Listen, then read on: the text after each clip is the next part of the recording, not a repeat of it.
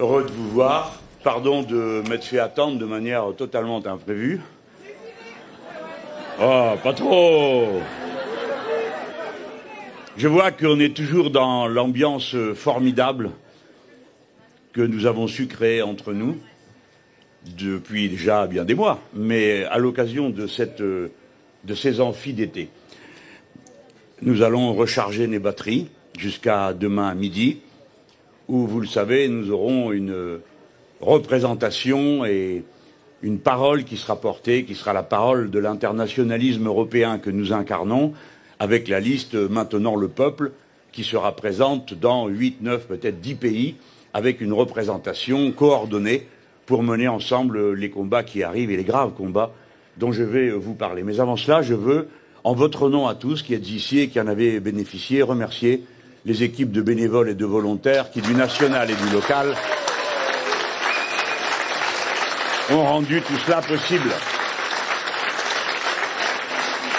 Et sans vouloir exagérer, je crois qu'on peut attribuer à Manuel Bompard un grand merci et un grand bravo, puisqu'il y a consacré son été avec les autres. Mais je veux d'abord et surtout remercier les invités, grâce auxquels nous avons pu augmenter nos connaissances, améliorer nos points de vue, chacun dans l'intimité de sa conscience, puisqu'ici il n'y a pas de dogme, et nous n'avons en commun, mais c'est déjà beaucoup, et vous savez combien de problèmes cela a réglé, un programme pour le reste. Chacun d'entre nous construit sa conscience politique à partir des matériaux qu'il reçoit à sa façon personnelle, et il n'y aura jamais de police de la pensée entre nous, je veux le rappeler encore une fois, parce que tout notre mouvement, c'est celui des insoumis. Il repose sur la liberté de conscience individuelle et la capacité pour chacun d'être capable d'illustrer les vertus que nous voulons porter en commun. Je remercie donc ces invités, mais peut-être permettez-le de remercier spécialement ceux qui ont pris le plus de risques, c'est-à-dire les invités politiques et surtout ceux qui n'ont rien à voir avec notre famille, parce que je m'aperçois que c'était beaucoup plus compliqué pour eux que je ne le croyais d'abord, puisqu'il règne une telle atmosphère dans ce pays que des gens pas d'accord se mettent à discuter entre eux de manière civilisée passe pour un événement tout à fait hors du commun. Donc ça ne va pas arriver souvent dans la vie, mais je veux remercier les parlementaires de droite qui ont accepté de venir parler avec nous, parce que c'est des courageux. Et je vais vous dire une chose, les amis, vous savez quoi ? Je suis obligé de dire que je crains et je suis content de savoir qu'ils n'ont convaincu personne. Mais à l'inverse, dans l'autre sens, je veux dire à leurs partis respectifs qu'ils peuvent les conserver avec fierté parce que, ils sont courageux puis ils n'ont pas changé d'avis alors que nous sommes si contaminants, comme tout le monde le sait, vu la crainte que nous inspirons. J'en profite, puisque j'en suis là et qu'on m'a donné des règles assez précises de durée de parole, que je tâcherai de respecter, pour adresser un salut très amical à l'université d'été des mouvements populaires qui s'est regroupée à l'initiative d'Attaque dans la ville de Grenoble.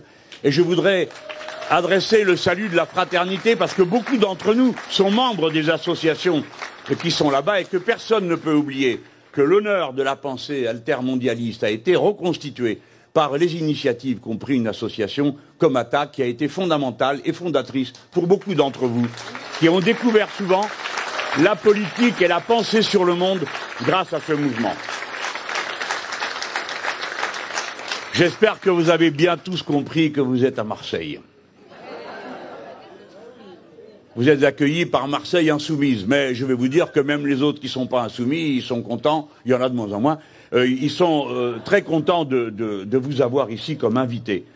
Vous êtes dans cette ville qui, dans les derniers mois, s'est illustrée, je crois, par deux initiatives qui nous représentent bien, même si nous ne sommes pas à l'initiative de ces deux initiatives, que ce sont les citoyens, mais que nous les avons accompagnés comme mouvement qui, après avoir été éclaireur, a été déclencheur d'action bien souvent. Je pense à cette école que les parents d'élèves, avec l'appui de tous les groupes d'appui de la France Insoumise, ont repeint leur école. Et ils l'ont repeint parce qu'il y en avait assez d'envoyer des gosses de cet âge dans un bâtiment aussi laid. Parce que l'insoumission, c'est aussi l'insoumission contre la laideur, l'abandon et le refus de transmettre à la jeune génération avec du soin, de l'amour et de la tendresse, le partage de la beauté qu'il est possible d'obtenir dans le monde par les arts, la culture, la peinture, et le respect de l'école. Entendez bien, puissants, je vous appelle partout où vous êtes. Je sais que vous vous êtes souvent demandé si c'était une si bonne idée que ça d'aller peindre une école et est-ce que c'est pas à tel ou tel pouvoir public. Voici notre message. Partout où les pouvoirs publics, quels qu'ils soient, de quelque nature qu'ils soient, ont abandonné leur poste, citoyennes, citoyens, prenez leur place, prenez l'initiative, auto-organisez-vous. Ce pays est à nous. Nous ne permettrons pas qu'on nous fasse vivre dans les déchets, la laideur.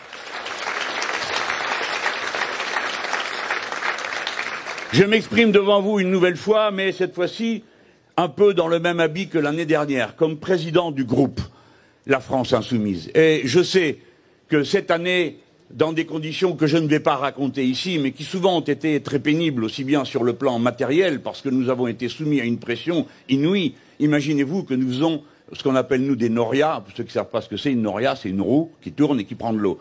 Nous faisons des norias de 3 jours, parce que nous sommes 17.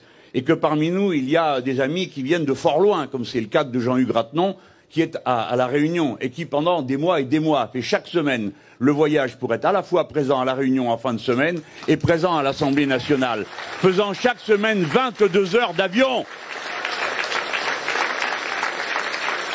Parfois, nous avons eu de l'amertume quand on a eu le sentiment qu'on profitait d'une faille dans le dispositif pour nous montrer du doigt. Voyez-vous, quand le président de l'Assemblée nationale a décidé à 1h du matin que la séance continuerait jusqu'à 2h, parce qu'1h du matin c'est considéré comme une heure normale pour délibérer sur la loi, et que ce jour-là c'était le sujet du glyphosate, il en restait un parmi nous, je rappelle que nous sommes seulement 17, c'était notre camarade Loïc Prudhomme. Et c'est Loïc Prudhomme qui a demandé le vote public.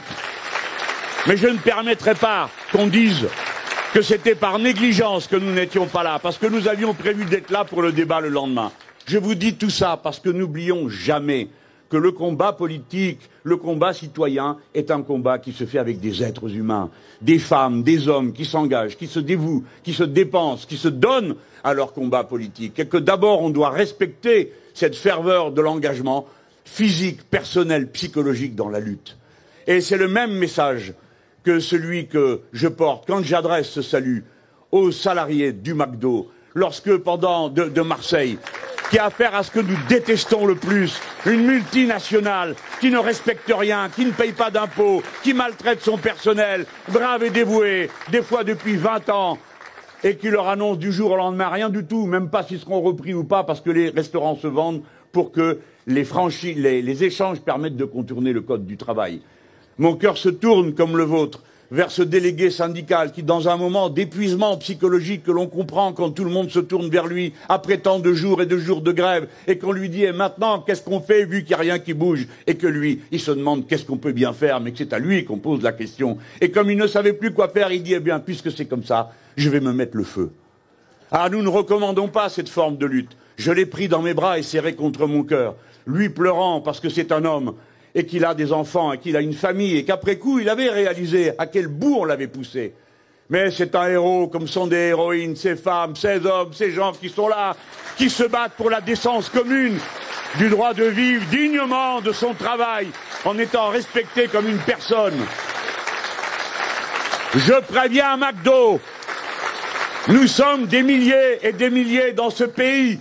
Dans vos villes, tournez-vous vers ces restaurants pour voir si la dignité du personnel est respectée. Et s'ils vous appellent à la solidarité et à la lutte, allez-y, aidez-les, ce sont les meilleurs des nôtres. Bon, dans ce que je viens de vous dire déjà, vous reconnaissez les accents de ce que nous avons tous en commun. Nous autres, quand nous faisons de la politique, nous ne la faisons pas simplement en pensant au parcours de carrière que tel ou tel va faire. Nous ne le faisons pas autrement qu'en pensant à la condition humaine elle-même, parce que c'est par rapport à cela que nous sommes engagés. Nous pensons à l'humanité tout entière parce que nous pensons que ce qui est bon pour tous est bon pour chacun d'entre nous. Et donc nous pensons non pas à partir de nos différences, femmes et hommes, petits et grands, les divers genres, les diverses religions, nous pensons à l'être humain universel, semblable par ses besoins, ses aspirations, sur la terre entière. Et c'est pourquoi nous disons, parce que nous sommes ces gens-là, notre premier souci à l'heure à laquelle nous parlons, c'est le sort de la civilisation humaine. Plus que jamais, vous voyez qu'il y a un intérêt général humain qui est engagé et contredit par la pratique productiviste, extractiviste du capitalisme de notre époque, qui est tout entier au service de sa forme la plus concentrée, qui est celle de la finance, qui ne connaît aucune règle, qui n'en supporte aucune, et qui veut par-dessus tout imposer sa propre règle à tous les compartiments de l'activité humaine. Tant et si bien que nous voici rendus au pied du mur. Cet été, des millions de personnes ont compris une vérité que les grands et les puissants aimeraient bien qu'ils ne voient pas. Le changement climatique est commencé, hélas, et c'est donc vers une situation entièrement et radicalement nouvelle que va l'humanité. Le contenu du cycle des saisons, le rapport de l'humanité à la nature, le rapport de l'humanité à la biodiversité dont il est une composante, tout cela est en train d'entrer dans une immense bifurcation dont personne ne connaît les règles. Et alors, nous serons interpellés pour savoir si, comme être humain et comme au premier temps de l'existence des groupes humains, nous irons en disant chacun pour soi, ou bien si nous irons en disant tous ensemble, c'est-à-dire que nous serons solidaires, d'abord pour faire bifurquer le système de la production, des échanges et de la consommation vers un modèle entièrement nouveau qu'il faut inventer et dont la règle va être donnée par le très grand nombre, par ceux qui y ont déjà pensé, par ceux qui ont déjà travaillé, par votre propre pratique. Mes amis, des phénomènes extrêmes sont en place. Parlez avec des marins si vous en connaissez. Ils vous diront qu'autrefois, l'événement maritime exceptionnel, c'était la vague de 20 mètres. Aujourd'hui, c'est la vague de 40 mètres qui est l'événement exceptionnel que l'on peut constater.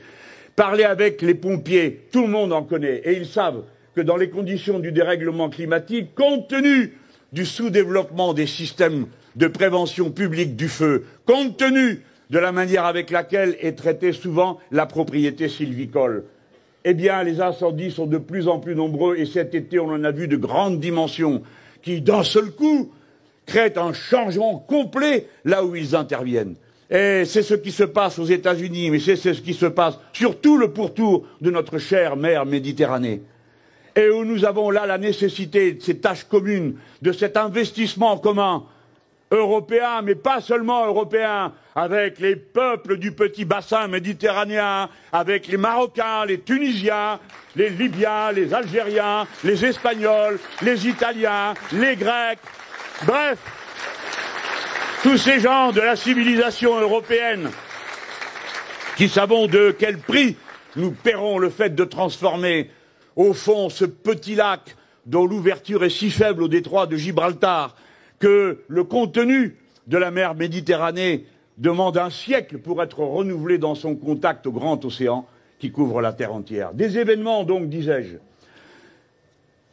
extrêmes, et puis ceux qu'on voit moins, mais dont on perçoit la réalité. La biodiversité est entrée, d'après ce que nous disent les scientifiques, personnellement, je ne suis pas qualifié pour dire si c'est vrai ou pas, mais eux le disent, dans la 6e extinction massive des espèces. Ils nous disent que plus de 30% des oiseaux ont disparu dans les zones rurales et qu'à partir de là, tout le cycle est détraqué. Tout le cycle inclut le fait que des espèces qui apparaissent par accident finissent par trouver, dans le cadre du réchauffement climatique, une capacité d'expansion. Tout ça peut être très savant, mais je suppose que cet été, tout le monde a fait l'expérience du moustique tigre. Par conséquent, nous savons tous de quoi nous parlons. Ces bêtes sont drôlement résistantes, avez-vous remarqué, et parfois très douloureuses. Mais ce n'est pas le seul cas. Vous savez par exemple comment la pyrale du buis, qui est arrivée par l'Alsace, s'est répandue dans tout le pays, et comment il y a des bois, des forêts entières de buis qui ont entièrement été ravagés. Et vous avez partout les chenilles qui pendouillent au bout de leur fil et que vous vous prenez dans la figure pour la raison qu'il n'y a pas d'oiseaux pour aller les manger. Et ainsi de suite. Certainement, la chose la plus frappante est de voir comment est en train de se réorganiser le cycle de l'eau. Le cycle de l'eau, ça part de la mer, ça s'évapore, ça part dans le ciel, ça fait des nuages, ça redescend, ça fait de la pluie. Mais les conditions dans lesquelles tout ça se passe est évidemment fondamentale. Le point d'équilibre que ça a trouvé au fil des siècles, des millénaires et des millions d'années est en train de se détraquer. Si bien que l'eau commence à être un problème auquel on n'avait jamais pensé parce qu'on en manque, ici, là, parce qu'il n'y en a plus, ou ailleurs parce qu'il y en a trop tout d'un coup, ou bien là même où il en manquait tout d'un coup il y en a trop, etc., etc. L'eau est le matériau l'eau est consubstantielle à la vie humaine. 70% de la planète est couverte d'eau. 1 degré de réchauffement égale 7% de plus d'évaporation.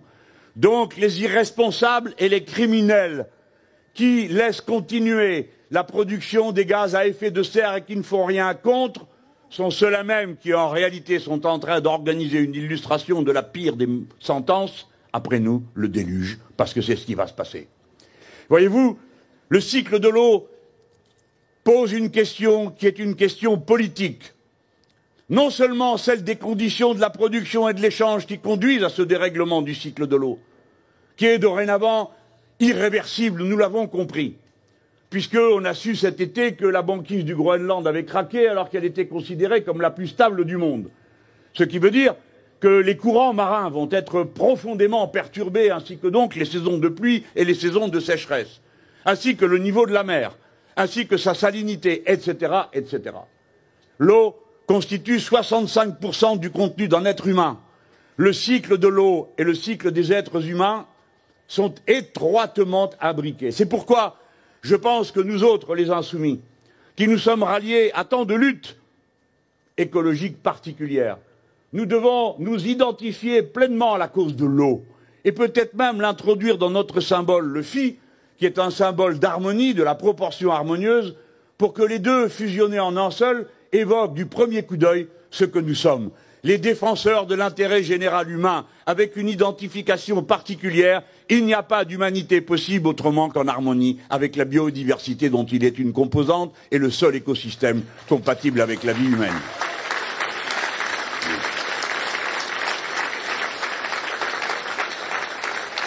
L'entrée en dette écologique qui avance tous les ans, facteur qui en quelque sorte englobe tous les autres puisqu'il est en quelque sorte le résumé de tous nos égarements et dérèglements qui sont ceux de la civilisation dans laquelle nous vivons. Cela nous met à l'ordre du jour une tâche politique. L'écologie politique que nous pratiquons ne consiste pas simplement à coller bout à bout toutes les luttes écologiques qui sont évidemment bienvenues, nécessaires et indispensables pour faire progresser la conscience commune de l'existence de biens communs. Il faut un programme qui englobe le tout. C'est notre tâche à nous. Nous n'avons pas à nous substituer aux associations et aux organisations écologistes de terrain. Bien sûr, notre devoir est de participer à leur mobilisation chaque fois qu'ils nous y appellent. Mais nous, comme militants politiques, nous devons produire une pensée, un programme qui englobe toutes ces luttes en une seule démarche, une démarche concrète, une démarche réaliste. Et d'abord en partant d'un principe, plus que jamais, nous disons à tous ceux qui ont compris qu'il y a un problème et que nous devons le relever. La règle verte doit être introduite dans la Constitution, même si la République en marche a refusé de voter cette proposition quand nous l'avons fait. Eux, ils sont pour la règle d'or. La règle des petits déficits et de la rentabilité. Mais quand on leur parle de règle verte, alors là, c'est fini, il n'y a plus personne. Parce que leur catéchisme, c'est libérer les énergies, quel que soit le sujet, enlever les règles. Or, précisément, la règle verte, c'est une règle. Et cette règle, elle nous met au défi technique, scientifique, humain. Nous devons tout changer du process de production. Les machines, les matériaux, la manière de consommer. C'est ça, la révolution écologique, la révolution citoyenne à laquelle nous allons appeler. Et ça passe par une chose bien simple. C'est la planification écologique. Nous avons choisi à dessein le mot planification pour faire peur à ceux dont les cris nous sont nécessaires pour attirer l'attention. Voyez-vous, il faut bien que les oies du Capitole crient pour qu'on se doute qu'il se passe quelque chose. Il y a donc des chiffons rouges qu'il faut manier et vous êtes certain du résultat. D'accord ? Bon. Eh bien, c'est ce qui s'est passé. La planification écologique, qu'est-ce que ça veut dire ? Cela signifie que l'on met en rapport tous les compartiments de la production, en amont et en aval. Cela signifie qu'on réorganise la production, l'échange, les manières de faire. Il faut planifier tout ça. Ceux qui vous disent « Yaka Faucon » sont des irréalistes et ce qu'ils disent ne servent à rien. Ce qui sert, c'est qu'on ait un plan, qu'on sache où on va.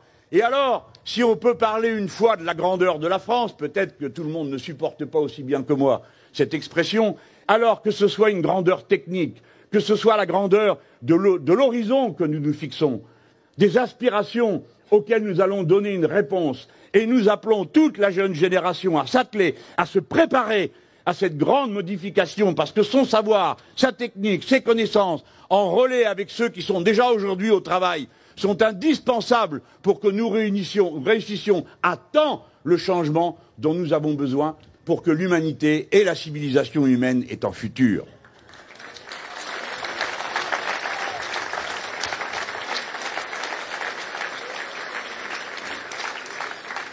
Eh bien, lorsqu'on dit tout ceci, il faut voir où est la responsabilité et chacun doit tenir sa place dans la bataille.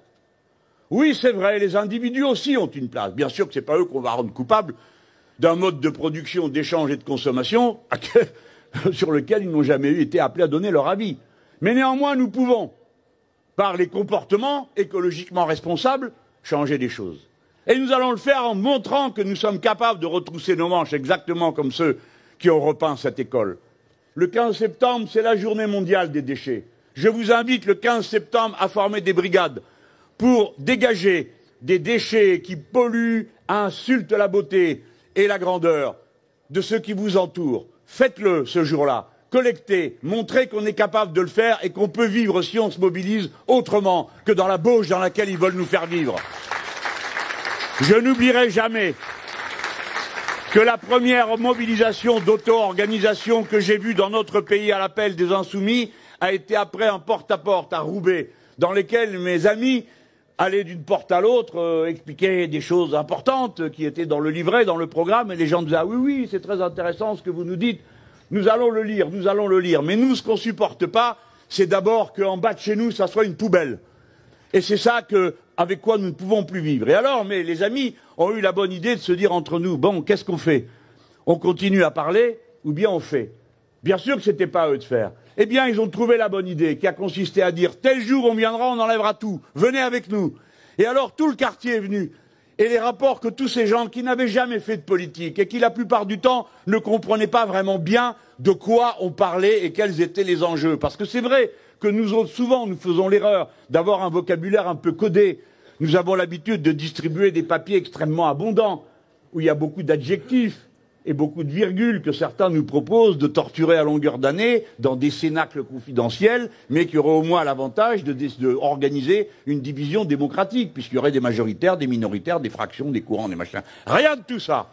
Eh bien, j'estime que nos amis ont fait preuve d'un sentiment profond qui nous a donné un exemple que nous avons appliqué ensuite dans le reste de notre activité, comme je vous l'ai dit tout à l'heure, et auquel je vous invite. Vous devez être le levain dans la pâte. La révolution citoyenne, c'est pas le jour J, c'est un processus. La révolution citoyenne, c'est un processus permanent où les gens s'emparent du pouvoir. Ils s'emparent du pouvoir là où il est. Que ce soit pour occuper un restaurant, repeindre une école ou déblayer les ordures là où ils se trouvent. Je dois vous dire que j'ai lu il n'y a pas longtemps qui dit le seul niveau qui permet de répondre aux problèmes, c'est l'Europe. Je suis désolé, non, ce n'est pas vrai. Le bon niveau, c'est le monde. Parce que l'océan, il est mondial. Parce que l'atmosphère, elle est mondiale. Parce que quand on pollue un endroit, tout le monde paye après. Et par conséquent, il est temps de se préoccuper des institutions mondiales. Et notamment renforcer le poids et la place de l'Organisation des Nations Unies, si imparfaite qu'elle soit. Parce que c'est la seule qu'on a. Et si vous ne réunissez pas les Nations Unies, alors vous avez le G8, où les 8 plus puissants décident pour tous les autres. Et puis après, vous avez le G20, qui sont les copains du G8 et qui n'ont plus qu'à faire ce qu'on dit les premiers, etc. Il faut donc valoriser cette action mondiale. Il faut lui donner du poids, bien sûr en montrant l'exemple. Mais l'exemple se montre du personnage singulier, je viens de vous en donner un exemple il y a un instant, au collectif. Et c'est là où on peut décider qu'on peut montrer l'exemple. Et c'est au niveau national aussi que nous pouvons décider. Il ne peut pas être question de se défausser sur le niveau supérieur pour dire ils ont qu'à s'en débrouiller et chacun reporte sur le suivant. Parce que quand vous arrivez au niveau européen, qu'est-ce qu'on vous dit? On vous dit il y a la compétition internationale, il y a les traités européens. Les traités européens interdisent qu'on mette des taxes carbone à l'entrée des frontières de l'Europe. les traités européens interdisent, si jamais vous interdisez un pesticide dans votre pays, eh ben ils interdisent que vous interdisiez aux autres produits de rentrée. Donc l'année dernière, on a interdit un pesticide qui se trouvait sur les cerises, et qui a payé la note? Les paysans, les agriculteurs qui faisaient des cerises, parce que ça leur a coûté plus cher et on a permis aux cerises couvertes du produit qu'on venait de condamner de rentrer quand même en France. Par conséquent, l'Europe n'a pas tenu, et elle n'a pas tenu ses objectifs et ses promesses parce qu'elle a des traités qui le rendent impossible. Et tous ceux qui veulent nous faire contourner la réalité des traités, tous ceux qui disent nous allons pouvoir faire ceci ou cela sans toucher aux traités ou à traités constants comme ils disent, vous mentent. Ils mentent. Ce qu'ils font, c'est de l'arnaque, de l'enfumage. Et l'Europe est complètement en dessous de la main. Comment se fait-il, alors que tout le monde connaît le danger du nucléaire, comment se fait-il qu'il n'y ait pas de disposition européenne pour remplacer partout le nucléaire sur le sol de l'Europe? Et nous autres Français, est-ce que nous ne sommes pas les premiers responsables? Est-ce que nos centrales ne concernent pas aussi bien la France, qui n'a pas envie de les voir en danger, mais aussi les Belges, les Suisses, les Italiens, les Allemands, nos voisins? Et c'est nous-mêmes qui les mettons en danger, nous et personne d'autre. Donc nous avons une responsabilité dans ce domaine. Et de la même manière, cette Europe, contre la pollution de l'air, que fait-elle? Elle invente un capitalisme vert. Dans le capitalisme vert, c'est pas la couleur le problème, c'est le capitalisme. Et ben oui, alors ils ont inventé le marché carbone. Et vous autres, vous savez pas ce que c'est pas facile à comprendre. Ils ont organisé un marché des droits à polluer. D'accord? Vous recevez des titres, après vous pouvez les vendre, c'est pas autant pollué que prévu. Je perds pas mon temps à vous expliquer ce que c'est. Dès la deuxième année, ça a été une catastrophe, tout le système s'est effondré dans les magouilles. Voilà l'invention suprême. Et même M. Hulot a dit que c'était une mauvaise plaisanterie, c'est vous dire. Et quand on arrive à leur faire comprendre quelque chose sur le plan écologique, qu'on leur dit, écoutez, 85% de la biodiversité marine, personne ne sait ce que c'est. Parce que telle est la vie, qu'on en sait moins sur la mer, qu'on en sait sur la Lune ou sur Mars. Mais 85% de la biodiversité qui est là, on ne sait pas ce que c'est. Et chaque fois qu'on trouve quelque chose, on apprend des choses extraordinaires. Parce que la sélection naturelle, au fil des millénaires, a mis au point des réponses aux principaux problèmes que nous ressentons et auxquels nous sommes confrontés sur le plan biologique. Je ne dis pas à tous. Mais on a quand même trouvé une manière de combattre le cancer grâce à telle ou telle éponge. On a trouvé un substitut au sang humain grâce à des vers, etc. Alors on leur a dit, il faut arrêter de passer vos fichus filets jusqu'au fond de la mer pour racler tout ce qui s'y trouve. Et une fois que vous remontez sur le pont, c'est là que vous vous mettez à trier. Vous triez pas au fond, vous triez sur le pont. Et là, vous jetez tout ce que vous pouvez pas vendre, vous savez pas ce que c'est comme bestiole, hein, vous en foutez, et puis pouf, vous gardez le reste pour aller le vendre. Et avec ça, vous êtes content. On finit par obtenir un compromis assez boiteux pour limiter la profondeur de la pêche. Alors ils disent, ah ben oui, ben on a une autre idée. Une pêche innovante. Ça consiste à électrocuter les poissons et tout ce qui se trouve dans la mer. Eh bien, grâce à l'eurodéputé insoumis, on n'en a qu'un. Mais il fait son boulot. Younous Omarjee.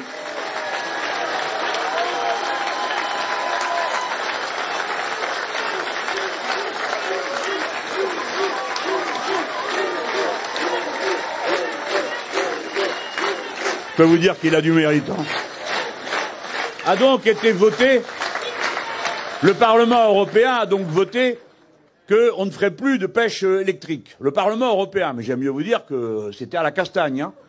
Et maintenant, c'est la Commission qui a le dossier. Et à votre avis, qu'est-ce qui va se passer? Eh bien, comme ils sont bons et généreux et qu'ils ont tout compris, ben, ils vont interdire la pêche électrique, sûrement. Figurez-vous qu'on s'est un peu renseigné, qu'on les voit magouiller dans les couloirs, essayer de faire des coalitions, les uns disant, bon, moi j'ai le droit de continuer à vendre mes bagnoles pourries, et toi en échange, tu as le droit d'électrocuter les poissons. Bon, d'accord. Et ainsi de suite. Tout ça pour qu'à la fin, on ait un compromis pourri de plus qu'ils osent appeler pêche innovante. En effet, c'est innovant. Les poissons sont brisés, leur squelette est éclaté par le choc de l'électricité, mais également tous les autres organismes sans qu'on sache au juste lesquels. Si bien que d'ores et déjà, les syndicats de pêcheurs, des petits pêcheurs, pas ceux qui passent avec une usine pour ramasser tout ce qu'il y a dans l'eau, des pêcheurs qui sont dans le secteur, qui font de la pêche artisanale, qui ont des quotas de pêche. Je peux vous dire, quand vous regardez ça de près, moi je m'y suis intéressé, j'ai été voir à quoi ça ressemblait, c'est incroyable. Je ne connais pas une production dont chaque produit est autant suivi que le produit de la pêche. Quasiment, on connaît chaque poisson qui arrive, par son prénom, et on lui met un numéro. Eh bien, c'est comme ça. Et la pêche artisanale, elle laisse ses quotas et elle les respecte. Et ces gens-là, ces pêcheurs-là, sont les premiers à vouloir qu'on ne tue pas la réserve, parce que sinon, la fois d'après qu'on y viendra, il n'y aura plus rien. Eh bien, ces pêcheurs eux-mêmes disent, nous avons constaté que là où sont passés les bateaux de pêche électrique, eh bien, il n'y a plus rien les années qui suivent. Voilà. Tout à l'heure, je vais vous reparler de pêche, parce que, je l'ai dit, il y a le cycle de l'eau. Il y a le cycle de l'activité humaine. Et la pêche, les amis, ah, c'est un symbole. Regardez, tout le monde a compris que l'humanité a changé, moins 50 000 ans, néolithique, quand on a fait l'agriculture. Vous êtes d'accord? L'agriculture et l'élevage. Je ne vous demande pas votre avis sur l'élevage et sur l'agriculture, je vous dis juste que ça a tout changé. Ça a permis, notamment, de mieux nourrir la génération suivante, ce qui a permis un développement de la population humaine. Bien sûr, en même temps, au passage, on s'est ramassé les bestioles et les microbes que les animaux ont ramenés, mais bon, peu importe. Ça a permis ce saut. On voit bien, non, pas peu importe, bien sûr, excusez-moi, mais enfin quand même, oh, un peu de détente, hein. Oh. Ça va, déjà, je passe ma vie sous la loupe des médias. Si je me suis pas rasé un poil, on dit se néglige. Si jamais il y en a deux d'entre vous qui discutent sur un point du diable, si j'y connais quelque chose, on me dit se déchire. Sous les yeux impuissants de Jean-Luc Mélenchon. Oui, bon alors, par pitié, laissez-moi utiliser quelques adjectifs qui sont à la limite de ce que vous supportez. Et, bon, sinon, on peut plus rien faire. Mais, ça a tout changé. Eh bien, je pense que c'est un indice qui vous en dit long sur le point où en est la civilisation humaine. C'est qu'en 2013, pour la première fois dans l'histoire de l'humanité, on a mangé davantage de poissons d'élevage. L'élevage des poissons, c'est une barbarie qui vaut largement celle des pauvres mammifères. On a mangé plus de poissons d'élevage qu'on a mangé de poissons pêchés. C'est-à-dire qu'on est passé de la cueillette à l'élevage. Et dans des conditions, en très peu de temps, aussi épouvantables que celles qu'on a créées pour tous les autres animaux. Ça s'est passé en 2013. C'est un fait récent. Ça s'est passé sous vos yeux. Cette grande mutation. Alors, la réponse, je vous l'ai dit, c'est la pêche innovante. Après, il y a eu l'affaire du glyphosate. On a répété sur tous les tons que c'était un poison. Sur tous les tons. On a dit, on s'est appuyé sur des expertises. Vous vous rappelez? Alors on a dit, oui, oui, qu'est-ce qu'il raconte celui-là? Il y a même eu un ex-ministre de l'Agriculture, très intelligent, qui a dit, je vous dis pas lequel, parce que comme ça vous faites un paquet avec tous ceux qui sont passés là, et qui a dit, ouais, bon, on interdit le glyphosate, et qui c'est qui va l'arracher, la mauvaise herbe? Vous savez qui c'est? Un aigle. Stéphane Le Foll. Bon. Les glyphosates, je vais aller vite. Parce que vous connaissez la cause.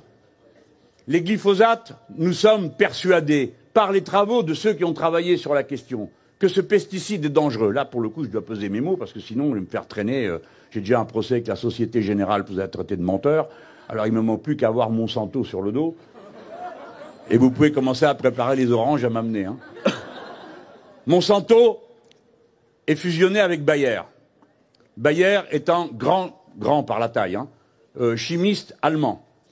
Les intérêts de Bayer sont donc directement portés par le gouvernement allemand de Madame Merkel et de toute la droite allemande qui est d'accord pour que ça se développe.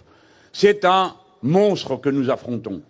Ce dont nous sommes persuadés, et je pèse mes mots, c'est que le modèle de recours à des quantités pareilles de pesticides, alors que des alternatives existent aux pesticides chimiques, que les gens savent les mettre en œuvre dans le cadre d'une autre agriculture paysanne, relocalisant les productions et permettant à la petite production d'arriver à vivre dignement de son travail.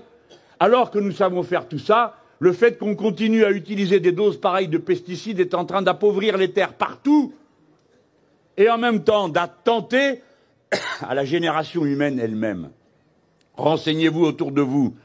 Le nombre des malformations et les épidémies de certaines malformations sur la génération suivante ont des origines dans la nourriture et dans la manière avec laquelle nous traitons l'air et nous traitons le sol.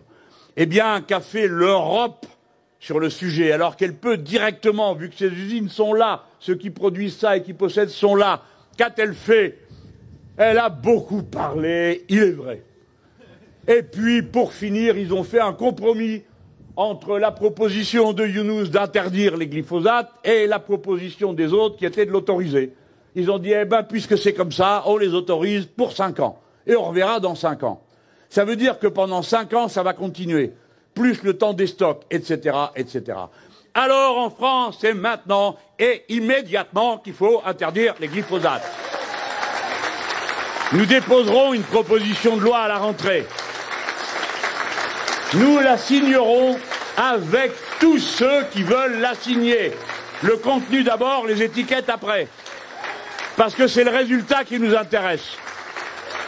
Et nous tendons la main à tous ceux qui sont prêts à la saisir pour leur dire nous sommes prêts à organiser ensemble une votation citoyenne dans tout le pays. La France insoumise met à la disposition de cette opération tout le matériel qu'elle a accumulé et qu'elle sait manier depuis que nous avons fait la votation citoyenne sur l'énergie nucléaire à l'initiative de Mathilde Panot, notre députée.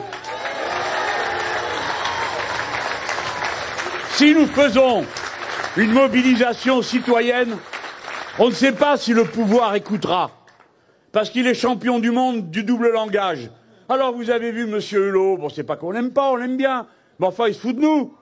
Il y a le procès Monsanto, il dit c'est une grande victoire. Eh ben si tu trouves que c'est une grande victoire, t'aurais pu en remporter toi-même une. Il aurait suffi de dire à la République en marche de voter notre amendement dans la loi de finances, puis dans la loi agricole pour l'interdiction du glyphosate. Ils ne l'ont pas fait. Ils ne l'ont pas fait, ils ont voté contre. Voilà.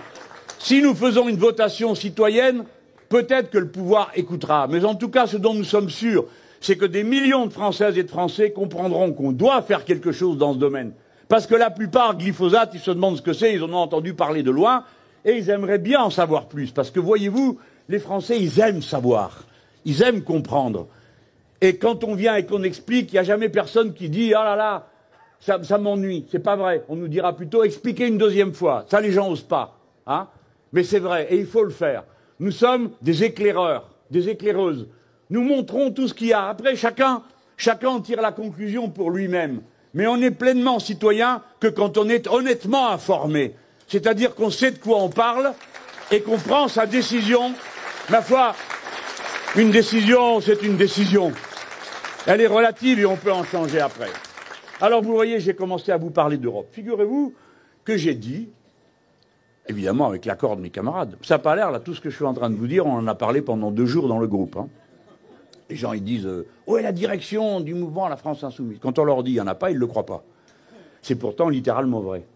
Comment ça se passe? Le mouvement organise ses propres activités, vous participez aux conventions, aux assemblées, etc. Et puis ça, c'est pour le temps long. Point final. Mais nous autres, à l'Assemblée, qu'est-ce que vous voulez qu'on fasse? On est obligé de répondre tous les jours. Tous les jours. Il faut répondre tout de suite à tel truc, tel autre, la loi qui arrive, etc. Donc nous sommes devenus, en quelque sorte, une espèce de bureau politique permanent.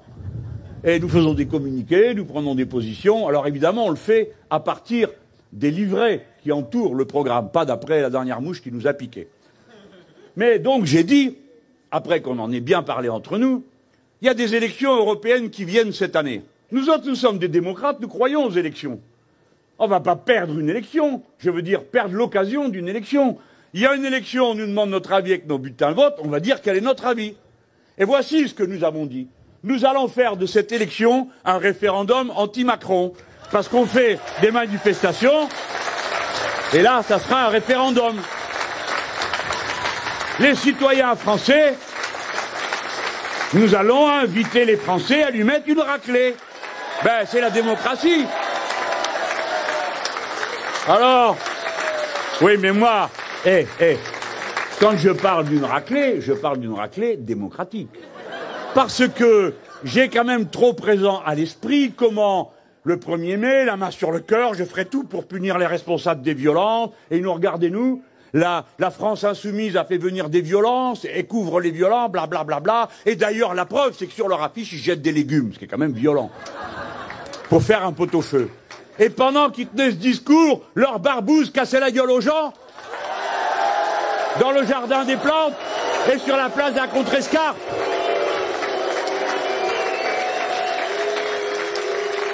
Ce sont des menteurs, des hypocrites, des faux culs, qui disent une chose et en font une autre. Nous ne frappons personne. Nous voulons lui mettre une raclée démocratique, qu'il entende le peuple français lui dire au revoir. Et on a dit hier, eh bien s'il reste, il a le droit. Mais si la question est stop ou encore, notre réponse est stop. Bon, on a le droit, c'est une démocratie. Et on le fait dans les urnes. Alors ils prennent tout de suite leur air sucré. Regardez, nous disent-ils, ils n'admettent pas leur défaite de 2017. Ben non. Ben évidemment que non. Et on va continuer jusqu'à ce qu'on gagne. C'est aussi simple que ça. Mais,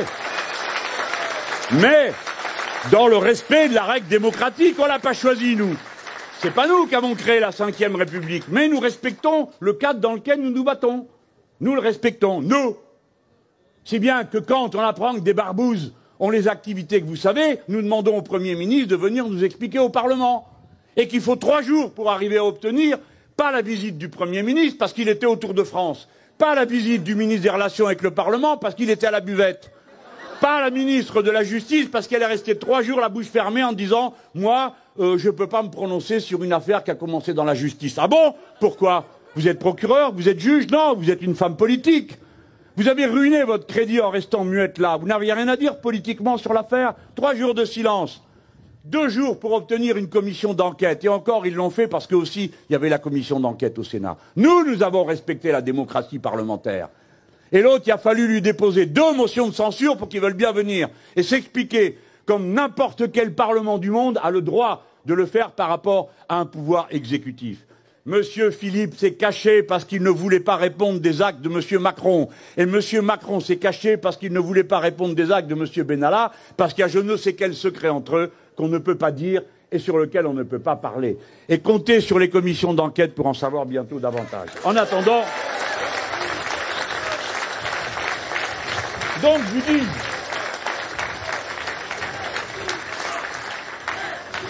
exactement.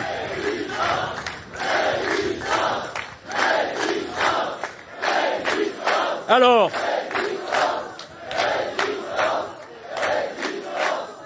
j'ai à peine fini de dire que c'était un référendum anti-Macron que M. Castaner, le ministre des Relations avec le Parlement, et quand même, il est pas. Ouais, on peut dire qu'on n'aime pas ce qu'il dit, mais enfin bon, on va. Moi, écoutez, ce Castaner, j'ai de la tendresse pour lui, parce qu'il se trouve que les fachos voulaient nous tuer tous les deux. Ça crée une espèce de fraternité, et nous sommes tous les deux partie civile. Donc, comme quoi. Si vous lâchez la bride aux chiens enragés, ils vous bouffent. Voilà. Alors eux, il ferait bien d'y réfléchir. Parce que partout, ils ont laissé l'extrême droite, violente, prospérer. Et les seuls qu'ils ont montré du doigt, c'est nous. Ils n'ont rien dit à Montpellier. Ils n'ont rien dit là-bas, dans la montagne, quand les autres sont venus. Ils n'ont rien dit. Mais par contre, nous, avec nos poireaux pour faire le pot-au-feu, quel scandale.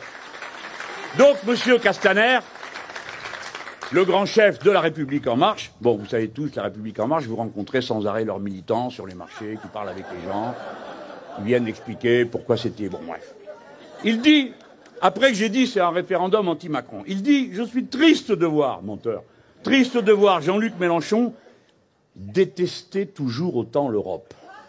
Parce que vous comprenez, c'est pas un point de vue politique que j'aimais, c'est pas une analyse rationnelle, c'est une détestation, parce que je suis une sorte de bête, comme vous, qui est juste capable de coups de sang, hein, et qui n'est pas équipé sous ses cheveux, après le truc blanc qu'on a, d'un truc gris qui s'appelle un cerveau. Il ne le croit pas. Il ne le croit pas. Donc il regrette de me voir détester. Il dit, Mélenchon, c'est moi, il veut faire des élections européennes un référendum anti-Macron. Alors que l'enjeu, dit-il, c'est de décider des politiques européennes. Pas de refaire le match qu'il a perdu en 2017, rebelote. Non, franchement, ça, il m'amuse. Il faut vraiment qu'ils aient la pétoche et qu'ils soient pas sûrs du résultat pour être obligés de le rappeler tous les 5 minutes. Hein? Bon. Alors, monsieur Castaner, ce n'est pas de la détestation, c'est une analyse. Et je vous recommande de ne pas essayer de raconter des salades aux gens. Ce n'est pas vrai qu'on va décider des politiques européennes à l'occasion de la prochaine élection européenne. Ce n'est pas vrai. On va décider de qui on envoie au Parlement européen pour voter sur les textes qui vont être proposés par la Commission, parce que le Parlement européen a quasiment 0 initiative des lois dans tous les domaines décisifs. Donc nous, on vous dit ce qu'on va faire. On va envoyer un commando de combat au Parlement européen pour que vous puissiez être aussi fiers de ceux que vous allez envoyer là-bas que vous l'êtes aujourd'hui de ceux que vous avez envoyés ici à l'Assemblée nationale.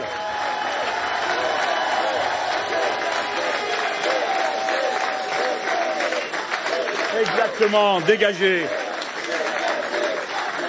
Alors, mesdames, messieurs, je vais vous faire une révélation. Quand vous faites un référendum sur M. Macron, la vérité, c'est que vous faites un référendum sur l'Europe. Parce que M. Macron n'existe pas. M. Macron est juste le petit copiste de la Commission européenne et de Mme Merkel. Et je mets au défi quiconque m'écoute à cet instant de dire que je ne dis pas la vérité lorsque j'affirme que la réforme du Code du travail est directement une demande de la Commission européenne dans ses recommandations depuis 2014. Il n'a rien inventé, il a imposé à la France ce qu'elle avait rejeté pendant toutes ces années. La réforme de la SNCF ne correspond à aucun besoin des cheminots, du rail et du transport public. Il correspond à la volonté de marchandiser et de privatiser le rail, point barre. Et quand ils disent on ne privatisera jamais, ils vous mentent, comme M. Sarkozy mentait quand il disait Gaz de France ne sera jamais privatisé, parce qu'ils l'ont fusionné avec Suez et que ça a donné une compagnie qui est dorénavant totalement privatisée. Et depuis, ça va vachement mieux, parce que le gaz a augmenté de 49%, alors que la libre concurrence non faussée était censée avoir pour principal avantage de favoriser l'innovation et de faire baisser les prix. Et bien maintenant, le gaz que vous avez, il sent meilleur, mais il coûte plus cher. Et c'est même pas sûr qu'il sente meilleur. Voilà pour la réforme de la SNCF. C'est le résultat des paquets ferroviaires qui ont été votés au Parlement. Renseignez-vous les gens, parce que j'ai pas l'intention ici de me livrer à des polémiques avec machin truc, ou à part avec le pouvoir, parce que quand même, je rappelle aux députés de la République En Marche qui proposaient de nous envoyer à l'asile, à ceux qui n'ont pas de mots assez durs et qui disent ils passent leur temps à parler. Eh bien oui, dans un Parlement, on parle. Et si vous croyez qu'on est là pour autre chose, vous êtes trompé d'adresse. Retournez dans votre entreprise et vous donniez des ordres. Mais ici, vous en donnez pas. Ça s'appelle la démocratie. La loi sur la formation professionnelle et l'apprentissage qui vise à vider les qualifications du travail de tout contenu qui permette aux travailleurs, la femme ou l'homme, d'avoir une formation assez large pour pouvoir s'adapter au changement des machines et des process de production. Parce que il y a une génération, une machine, c'était pour 10 ans. La génération d'avant, une machine, c'était pour beaucoup plus. Maintenant, une machine, c'est pour 5 ans.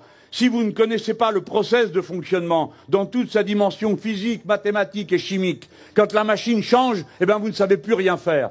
Eh bien, les ouvrières et les ouvriers français se sont accommodés des machines à commande numérique avec une rapidité qui ne s'explique que par un seul facteur, c'est que leur niveau d'éducation était supérieur à celui de tous les pays où les gens n'avaient jamais reçu cette formation générale. Ils veulent privatiser parce que vous avez besoin de diplômes professionnels pour bosser. Vous pouvez vous passer d'un tas de choses, mais pas de ça, parce que vous serez employé pas d'après vos compétences, sauf là où le geste professionnel est extrêmement limité. Il y a peu de métiers où c'est le cas, mais vous serez embauché pour votre qualification, pour cette capacité d'adaptation et d'innovation sur le poste de travail. Ces gens font des phrases et des phrases sur l'entreprise, mais qu'est-ce qu'ils y connaissent d'autre que le bureau dans lequel ils ont posé leurs fesses pendant toute leur vie? Qu'est-ce qu'ils connaissent? C'est une machine à commande numérique. Qu'est-ce qu'ils commandent? Qu'est-ce qu'ils connaissent? À un mécanisme automatisé, et ainsi de suite. Je vous dis tout ça avec la rage des amis qui, ayant vécu toute leur vie, ayant appris et souvent transmis au suivant, au poste de travail, à partir de la qualification générale qu'avait un jeune, les bons gestes professionnels, et qui se disent, jeunes gens, si vous vous contentez de certificats de compétences, vous serez comme une pauvre bête, attachée par sa chaîne à cette compétence. Vous voyez? Si vous allez dans une usine automobile et qu'on vous ait juste appris un certificat de compétence parce que vous arrivez et vous dites bah tiens je veux bosser, on dit ah mais monsieur seulement madame si vous avez un certificat de compétence. Ah bon, qu'est-ce que c'est? Eh bien c'est le truc qui est vendu là-bas. Alors tu vas là-bas, tu fais le travail, en une semaine tu as ton certificat de compétence, tu payes hein. Et la boîte elle appartient au propriétaire de l'usine. Malin hein. Bon. Et puis après tu vas au travail. Le cycle d'une voiture c'est 7 ans. Le cycle d'un certificat de compétence c'est 5 ans. Autrement dit, tu sais faire une chose et aucune autre. Et quand tu passes à une autre, il faut tout recommencer à zéro. Eh bien nous, Le système républicain de la formation professionnelle, ce sont des formations amples qui permettent l'adaptation, comme je vous l'ai dit. Changer ce système pour essayer d'imiter la catastrophe que les anglo-saxons ont appliquée chez eux, qui conduit au fait qu'ils ont un mal de chien à trouver des ingénieurs en quantité suffisante et des ouvriers hautement qualifiés, comme nous en disposons avec notre système. C'est ça qu'ils ont appliqué. Ça, c'est la demande de l'Europe. C'est la demande de l'Europe. C'est la Commission européenne qui a imposé ça. Ce n'est pas eux qui l'ont trouvé. Ce sont des petits copistes. La privatisation partout. Eh bien, il y a 3 ans de ça, à l'époque, j'étais député européen. Passe un truc sur les barrages. Je me dis, mais c'est pas vrai, ça va être la révolution. Ils privatisent les barrages. Expliquez-moi voir à quoi ça sert, du point de vue du fonctionnement d'un barrage, que ce soit une propriété privée. Expliquez-moi pourquoi un investisseur va aller investir dans un barrage. Parce qu'il aime l'eau? Parce qu'il aime l'électricité? Non, parce qu'il aime le fric. Et parce qu'il pense que vous êtes obligé de consommer cette électricité et que donc vous la lui achèterez, de gré ou de force, au prix qu'il aura fixé. Voilà pourquoi ils vont investir dans les barrages. Et ils investiront pour obtenir le résultat optimum. Pas parce que ce sont des démons, mais parce qu'ils sont payés pour ça, parce que c'est leur métier d'optimiser les profits. Vous avez des gens qui sont dans un bureau, un jour c'est les usines de castagnettes qu'ils achètent, le lendemain c'est un bateau qui pêche des poissons, le surlendemain c'est autre chose, et comme m'a dit une fille de droite en plus, tiens, qui est marin, elle me dit, bah nous on préfère que les fonds de pension ils aillent s'occuper de castagnettes que de poissons, parce que c'est pour en attraper le plus possible et tous les tuer, le reste ils s'en foutent, et quand il n'y en a plus ils s'en vont. Donc les gens qui vont investir dans les barrages, avec toute la complexité, je suis allé moi au barrage de Gèdre, c'est dans les Hautes-Pyrénées, d'accord? C'est une merveille.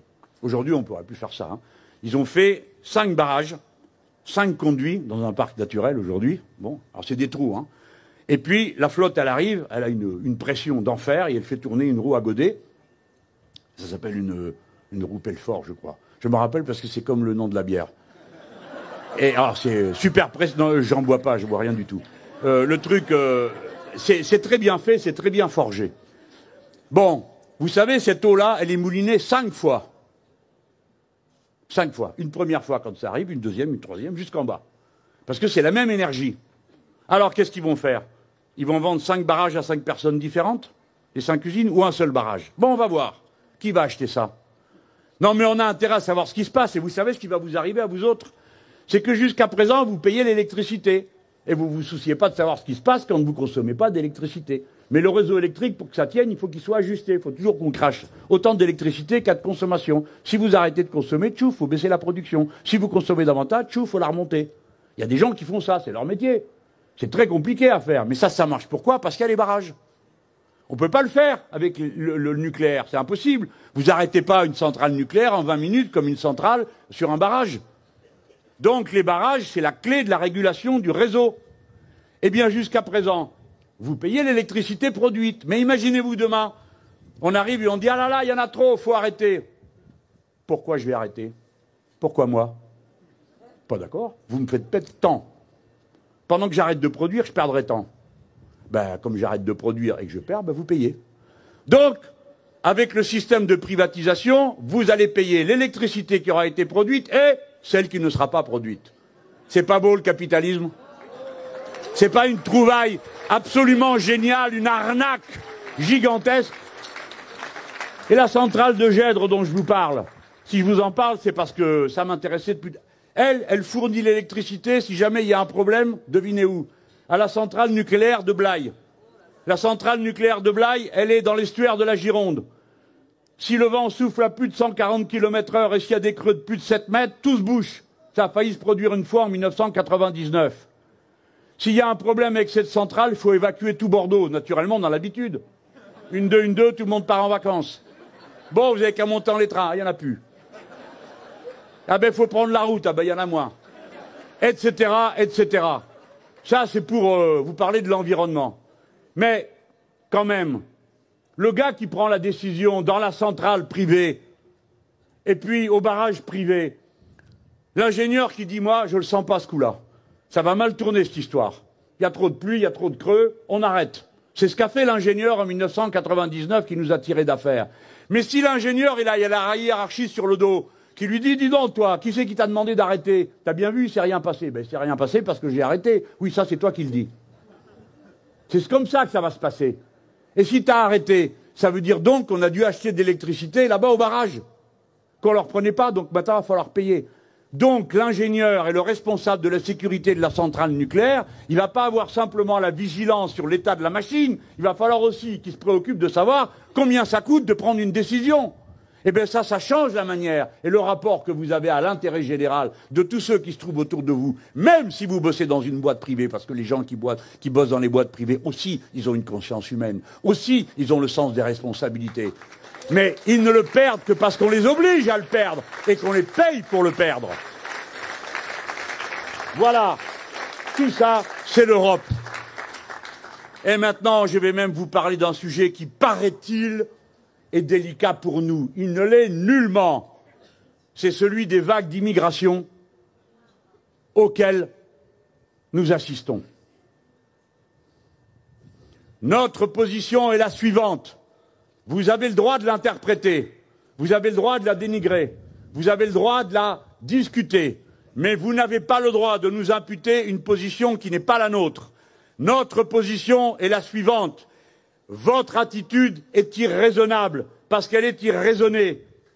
Vous comptez sur la peur.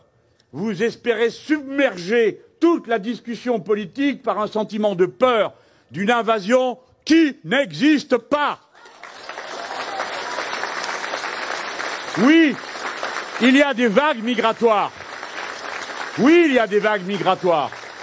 Oui, elles peuvent poser de nombreux problèmes aux sociétés d'accueil. Elles posent de nombreux problèmes quand certains s'en servent pour faire sur le dos des malheureux du profit. Quand Mme Merkel fait rentrer 1 million de personnes, dit-elle, c'est-à-dire 800 000, elle réussit au tour de force 15 jours après de créer le salaire, qui était le salaire à 1 euro pour les pauvres, de le faire passer à 80 centimes. Alors imaginez-vous que les syndicats ouvriers allemands ne sont pas d'accord et qu'on peut parfaitement comprendre qu'ils ne soient pas d'accord. Et on n'a pas le droit de reprocher aux ouvriers allemands de réagir de cette manière.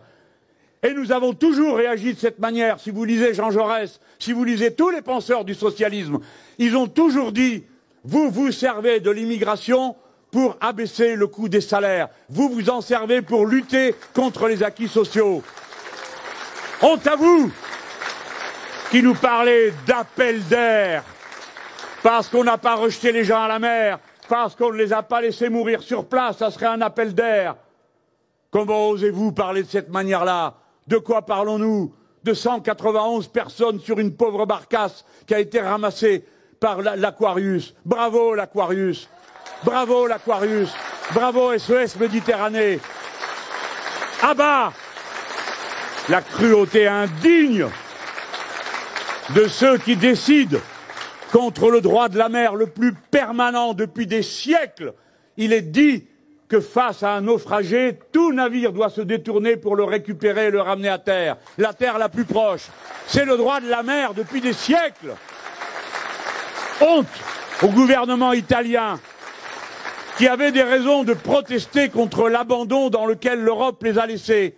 Nous comprenons parfaitement qu'on a rendu foudrage les Italiens. La psychologie, le rejet qu'on peut constater en Italie est directement le résultat de la politique européenne. Ils ont espéré qu'ils s'en débrouillent, qu'ils s'en débarrassent, qu'ils ne s'en occupent pas et que les Italiens s'en débrouillent. Alors maintenant, ils ne sont pas contents parce que les Italiens ne sont pas contents. Mais les Italiens ont des raisons de ne pas être contents, mais ça ne doit pas les conduire à inventer cette ignominie qui est de dire qu'un garde-côte, dont c'est le métier, qui récupère des naufragés, comme c'est son devoir, n'est pas autorisé à débarquer sur le sol italien dont il vient. C'est une honte. Et nous le disons les yeux dans les yeux à ceux qui ont pris cette décision. Vous n'avez pas le droit de vous servir de ces 191 malheureux pour essayer de mener votre bataille avec l'Europe. Faites-le comme nous, à la loyale, avec des bulletins de vote, avec des discussions, avec des négociations, mais pas en utilisant les pauvres êtres humains qui sont là comme une monnaie d'échange. Je le dis donc, il n'y aura pas d'exception pour la France insoumise. Le devoir de soutien à la détresse, la protection de ceux qui sont dans la misère et le danger est un devoir pour nous quand les gens ont touché le sol sacré de la terre de la patrie. C'est la révolution de 89 qui avait dit « Cette terre est la terre de la liberté ». Mais bien sûr, nous ne sommes pas angéliques. Nous sommes des gens raisonnables, c'est-à-dire qui raisonnons. Et je vais vous dire que les autres gesticulent. Ils nous ont fait une loi asile-immigration. Je vous invite à écouter les vidéos où vous entendez les discours de Daniel Obono et d'Hugo Bernalicis et des autres camarades sur le sujet. Aucun d'entre nous n'est un doux rêveur qui dirait « Eh ben oui, tout le monde a qu'à le faire, se déplacer ». C'est pas vrai. Parce que nous savons que ces déplacements-là, ils sont contraints et forcés. Les gens, ils partent pas par plaisir. Ils partent parce qu'on les a fait partir. Et qui les a fait partir? L'Europe, les États-Unis, le capitalisme. Et je vais vous en donner une preuve immédiate. On met plus d'argent pour s'occuper de l'opération Barkhane qu'on en met pour l'aide au développement des pays qui se trouvent dans cette zone. Alors si vous vous demandez pourquoi les gens partent, ils partent parce que les partenariats économiques que l'Europe a inventés exigent de ces pays qui suppriment les droits de douane. Parce que l'argent qu'on verse maintenant, on le verse à des dictateurs à qui on demande une seule chose, de bien vouloir verrouiller leur propre peuple. Et que vous finissez par voir des gens monter dans des fourgons de police, marqués dessus, avec l'aide de la communauté européenne. Parce qu'on a donné 3 milliards à monsieur le président de la République de Turquie pour bloquer les gens à la frontière, à la Syrie. La frontière d'une guerre à laquelle sont directement partie prenante les nations de l'Europe. Voilà la vérité. Si vous voulez faire quelque chose d'utile, arrêtez de demander à l'agriculture paysanne africaine de s'intégrer dans le marché mondial, c'est-à-dire de détruire les agricultures vivrières pour produire du riz qui ne mange pas, du blé dont ils n'ont pas besoin, mais qui permet de figurer dans les statistiques internationales. Si vous voulez faire quelque chose d'utile, arrêtez de faire des contrats de pêche qui permettent aux grandes compagnies européennes, moyennant finance à l'État considéré, pour aller ramasser tout ce qu'il y a sur les côtes, si bien que les pêcheurs qui ont vécu depuis des générations du produit de la pêche artisanale peuvent plus vivre, sont obligés de partir en ville, et de la ville de partir vers les pays où on leur dit qu'il y a du travail. On leur dit il y a du travail et vous serez riches, comme ils ont dit à mon arrière-grand-père, qui était un malheureux de là-bas du fin fond de l'Andalousie et qui est parti avec son bourricot, sa femme et ses 2 premiers gosses parce qu'on leur a dit vous allez voir aller en Algérie, c'est le pays de cocagne. Et où ils sont allés travailler comme des animaux et où ils sont morts aussi pauvres qu'ils étaient en arrivant. Alors moi je fais partie de ces Français. Un Français sur 4 qui a un grand-père ou une grand-mère qui est un exilé. Ayez au moins l'honneur de penser aux vôtres qui se sont sacrifiés pour que vous soyez là en train de dire des horreurs contre ceux qui vous ont suivis. Si vous voulez faire quelque chose d'utile, allez voir en Afrique et demandez-vous pourquoi le lac Tchad a perdu 90% de sa flotte. Qu'est-ce que ça a à voir avec le changement climatique? Qu'est-ce que ça a à voir avec les pratiques agricoles que vous avez imposées à ces gens qui avant n'avaient jamais consommé des quantités pareilles d'eau? Si vous voulez faire quelque chose d'utile, qui empêche les anciens agriculteurs morts de famine et de détresse d'aller s'enrôler comme mercenaires dans d'invraisemblables bandes armées qui, sous couvert d'islam, terrorisent tout le monde. Si vous voulez empêcher ça, permettez-leur de revivre dignement de leurs revenus, d'être d'honnêtes paysans, d'être d'honnêtes pêcheurs, d'être d'honnêtes artisans de toutes sortes qui travaillent autour de ces activités. Aidez à remettre de l'eau dans le lac Tchad parce qu'on sait comment faire. Et alors, c'est 5 pays que vous tirerez d'affaire. Alors oui, c'est vrai.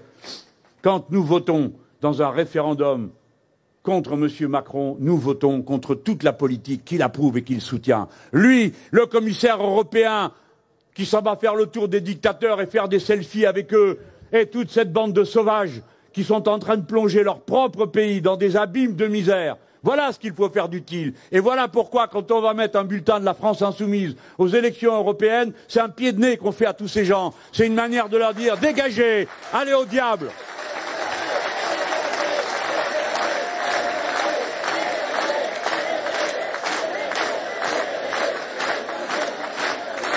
Alors,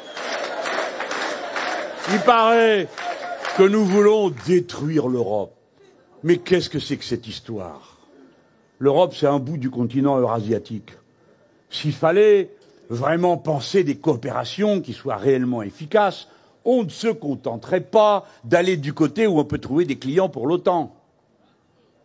On dirait aux Russes, au fond, votre civilisation, vos mœurs, vos attaches intellectuelles, vous relie autant aux pays de l'Europe que vous n'êtes relié à l'Asie.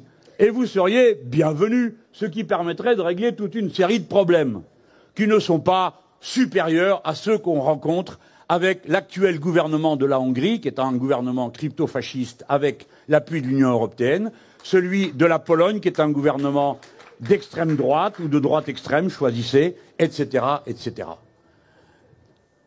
Non, c'est le système qui est en train de détruire l'idée européenne. L'idée européenne, c'était l'idée d'une fraternité des peuples qui se sont beaucoup fait la guerre.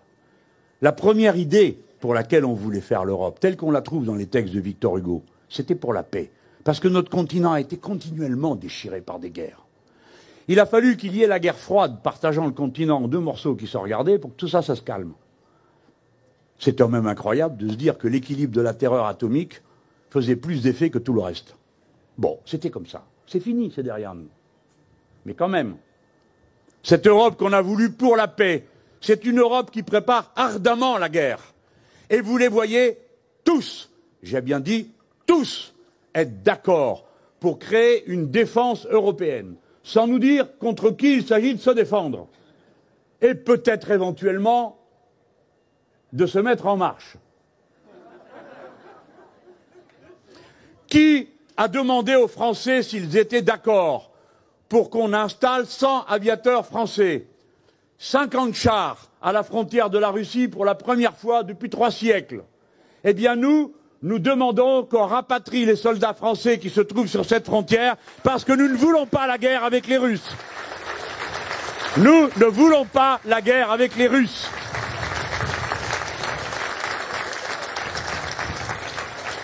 Tous, la droite, la République en marche, le PS, Europe Écologie Les Verts, tous sont pour l'OTAN, la défense européenne dans le cadre de l'OTAN. Et aujourd'hui, la seule cause commune qu'ils trouvent aux Européens, le seul projet commun, c'est d'organiser cette Europe de la défense, c'est ce qu'avait dit l'autre nigo, François Hollande. Il avait dit, il reste un rêve européen, l'Europe de la défense. Il n'y a que lui qui fait des rêves pareils. Mais voilà pour la paix. Pour l'écologie, je vous ai dit tout à l'heure où on en était.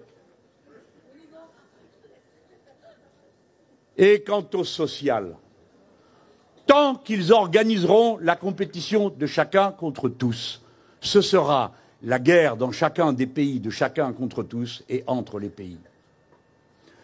Mes amis, quand ils ont décidé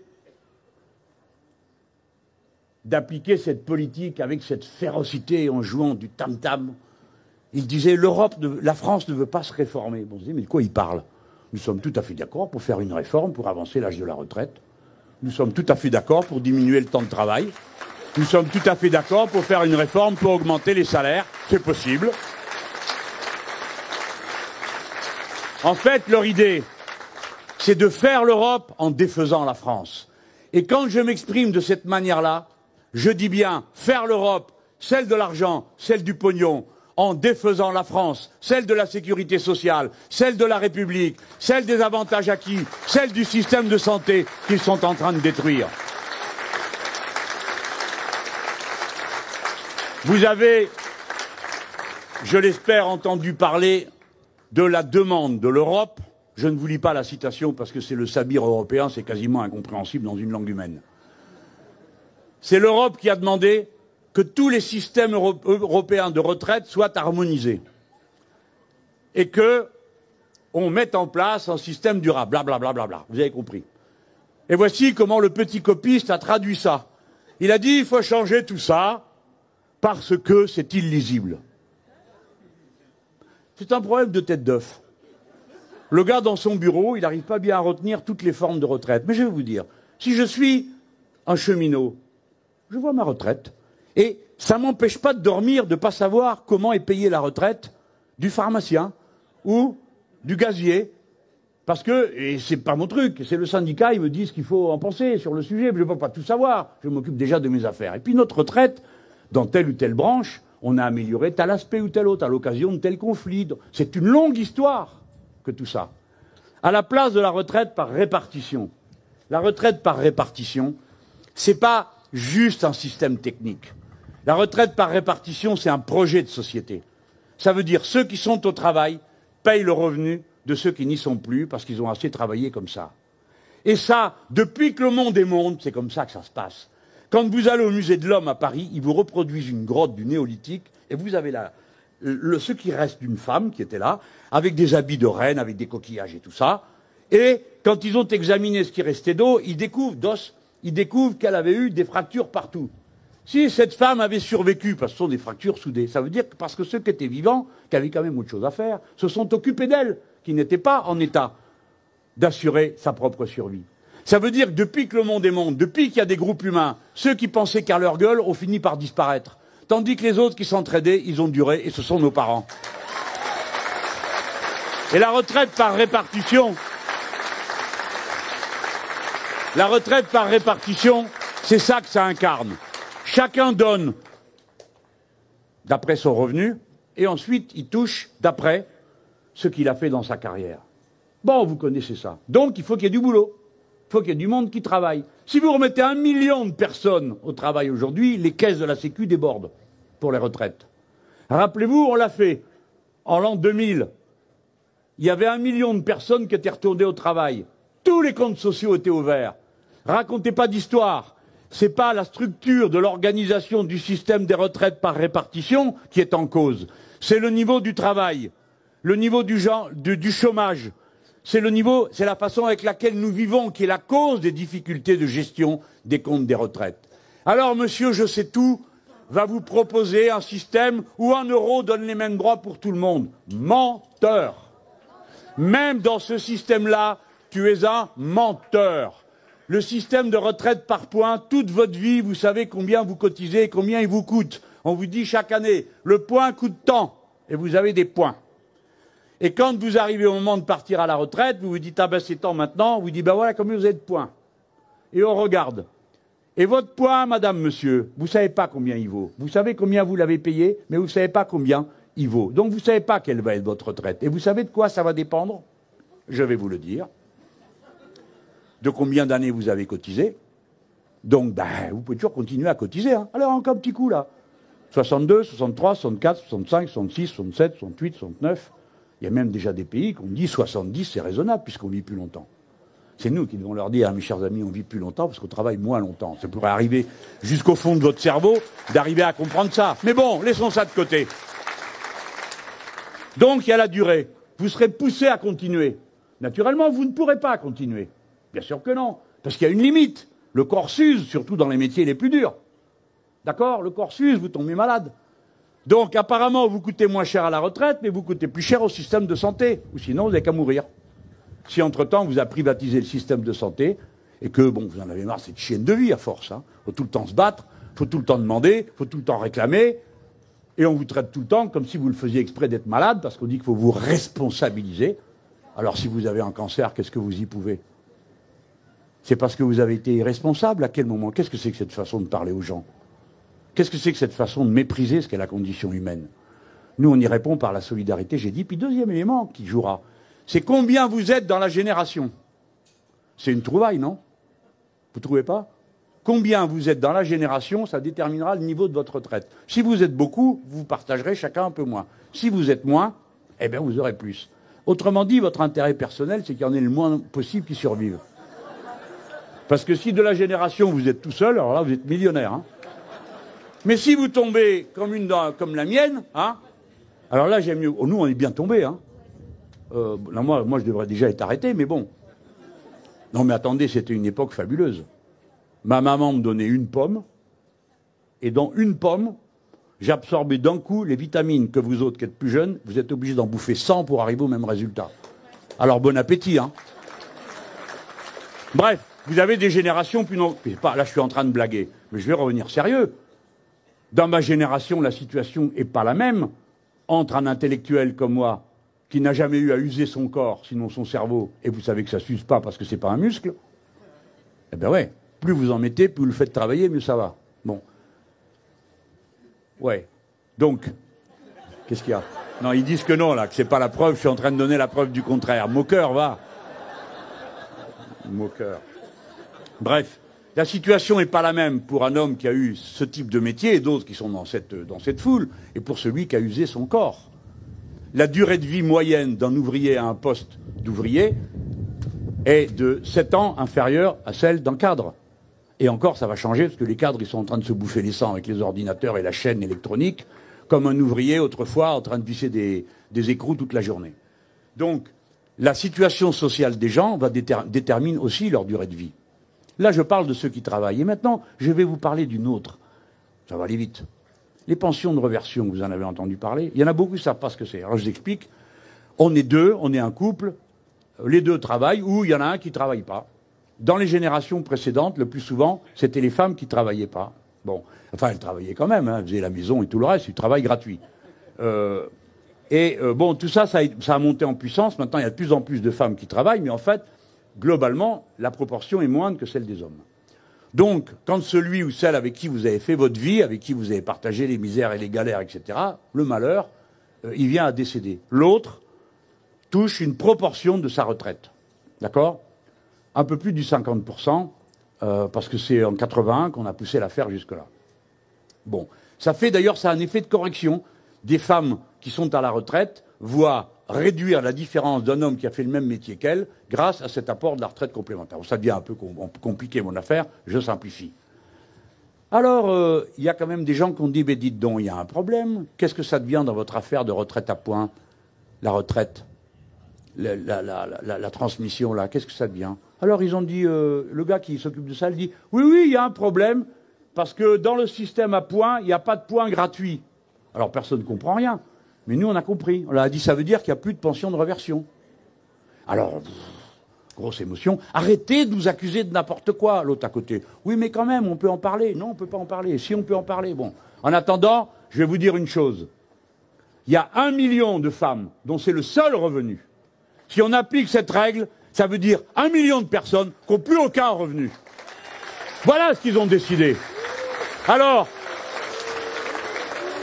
le président, ce gros malin, le grand enfumeur public, il vient et dit « Mais vous ne craignez rien aujourd'hui, mais ça va, on a compris, encore heureux. Vous allez pas retirer aux gens ce qu'ils ont. Mais expliquez-nous voir pourquoi à partir du jour où vous l'aurez décidé, il y aurait moins de veufs, moins de veuves qu'il y en a aujourd'hui. Mais comment, monsieur, il y en aura davantage, compte tenu du fait que vous rendez l'accès aux soins de plus en plus difficile, que la vie des ouvriers est de plus en plus dure, que la vie des cadres est de plus en plus stressante. Vous savez très bien que vous allez rendre plus de gens malades. Et que donc ça se finira mal. Cette affaire des retraites, c'est la grande affaire de l'année qui vient.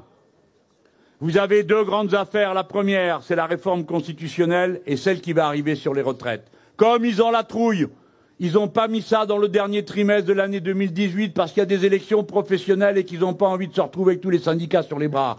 Donc ils ont décidé de passer ça dans le premier semestre 2019. Eh bien, écoutez-moi, les gens qui vont découvrir cette histoire de retraite à points, je trouve tout à fait normal que quand ils auront compris que c'est l'Europe qui a demandé ça, ils aillent mettre un bulletin aux élections européennes pour les insoumis et contre Macron. Et voilà pourquoi c'est un référendum européen que de faire un référendum sur Macron.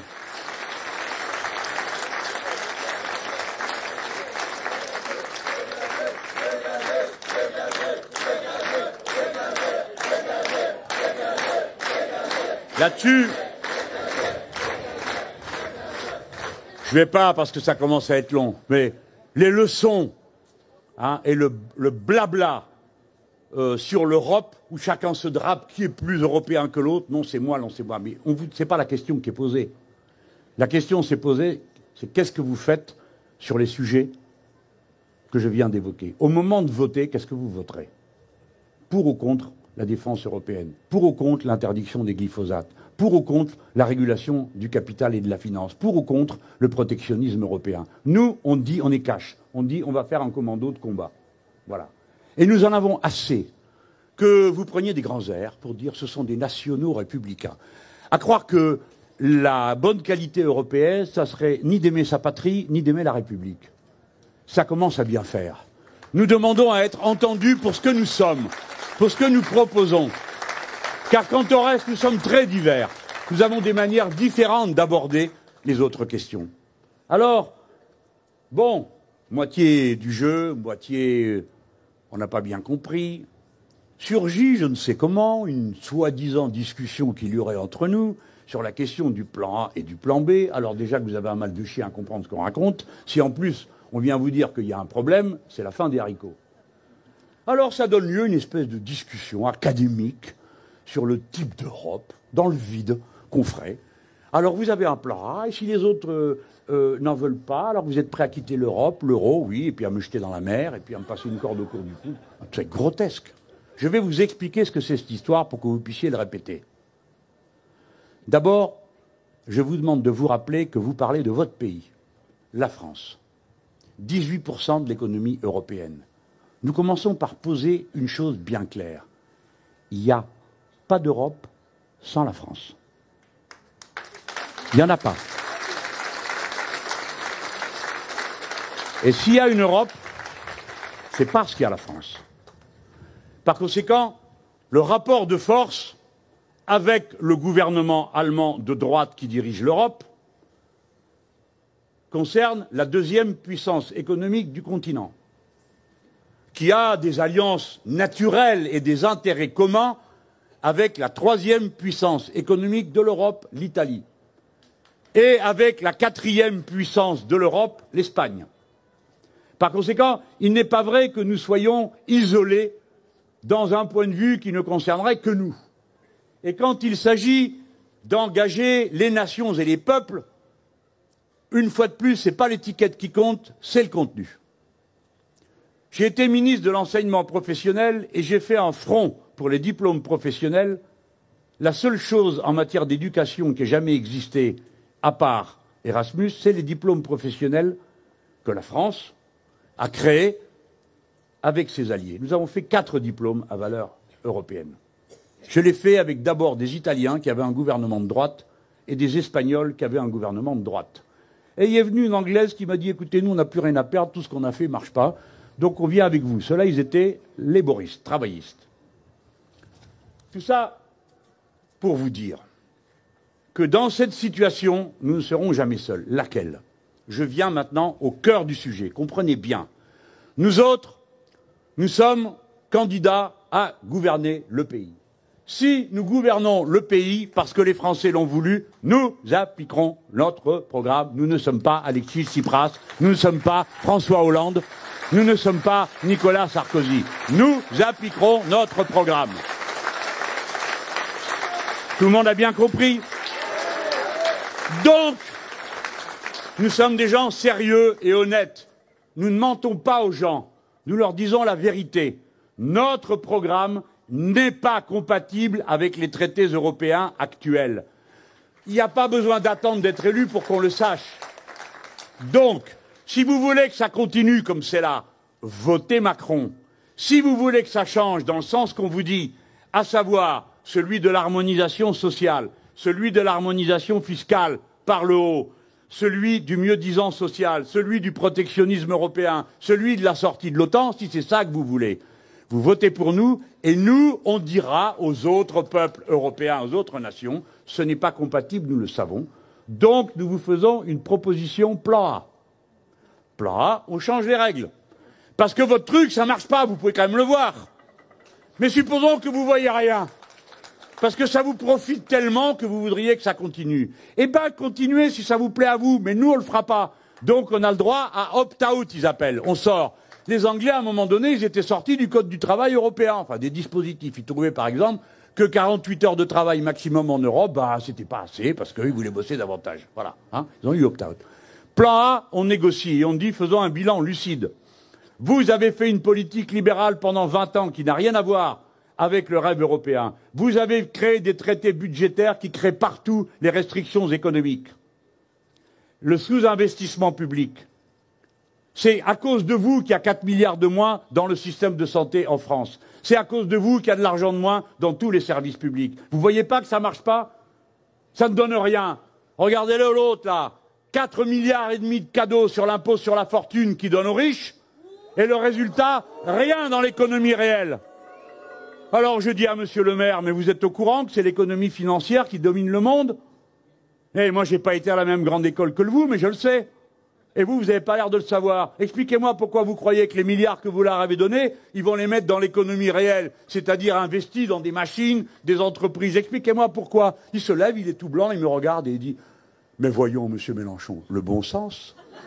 Ah, c'est le bon sens qui mène le capitalisme. Ça se voit, non?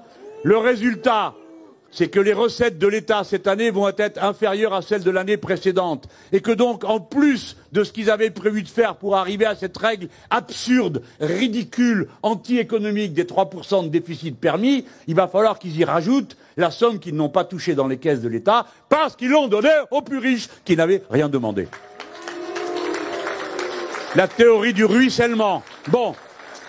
J'étais en train de vous expliquer notre affaire. Donc, nous appliquerons notre programme. Donc, ça ne correspond pas au traité. Donc, nous proposerons plan A, qu'on les renégocie, ou plan A toujours, plan A prime. Nous, on fait ce qu'on veut, et vous, vous continuez comme vous voulez. Mais on vous prévient, quand on interdit des cerises avec du pesticide, vos cerises ne rentreront pas chez nous avec du pesticide. Si on interdit la pêche à ceci et cela, eh bien, le poisson qui est pêché de telle et telle manière, il ne rentre pas chez nous, etc. Donc, la souveraineté du peuple sera respectée. Là-dessus, ils nous disent « Non, on ne veut pas ». Plan B. On le fera quand même.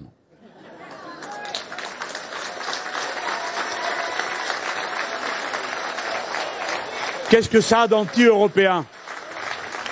Et on le fera quand même avec l'appui de ceux qui pensent comme nous, que c'est comme ça qu'il faut faire. Et vous verrez qu'il y en aura des peuples d'Europe qui verront la révolution citoyenne française et qui auront envie d'avoir la même chez eux. Mais nous, les Français, on connaît, hein, des révolutions, on en a fait, hein. Eh bien oui, si vous faites pour le mieux-être de la planète et des êtres humains, eh bien, quelle que soit la nationalité, c'est une langue universelle. Si vous dites, nous, on va mettre l'argent qu'il faut pour soigner, nous, on va mettre l'argent qu'il faut pour éduquer. Nous, on va mettre l'argent qu'il faut pour s'occuper de nos aînés qui sont plus en état de s'occuper d'eux-mêmes tout seuls. Eh bien, vous verrez dans toutes les langues, en allemand, en italien, en portugais, en espagnol, en polonais. Tout le monde entend cette langue.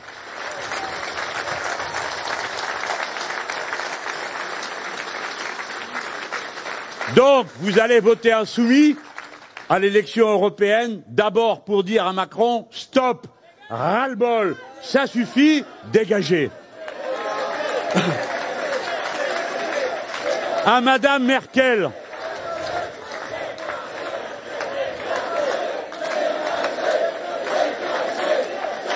À Monsieur Juncker. Au commissaire européen qui va poser avec les tyrans en Afrique. Place au peuple. Place au peuple. Et nous, il paraît que nous ne serions pas vraiment européens parce que nous ne participons pas à leur banquet. Mais dites donc, monsieur Macron, monsieur Castaner, quels sont vos alliés pour faire une coalition européenne dans l'élection? Avec qui comptez-vous vous présenter pour faire entendre vos grandes idées? Nous voudrions le savoir, parce que nous, on peut vous répondre. Nous, nous sommes internationalistes depuis toujours. Internationaliste, ça veut dire entre des nations, des peuples, la coopération. Nous sommes internationalistes et nous avons fait une liste internationaliste européenne. Elle s'appelle Maintenant le peuple.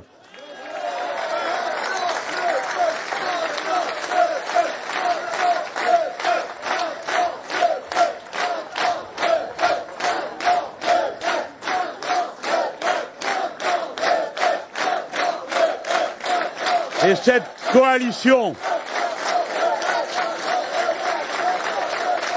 ça y est, on a le slogan.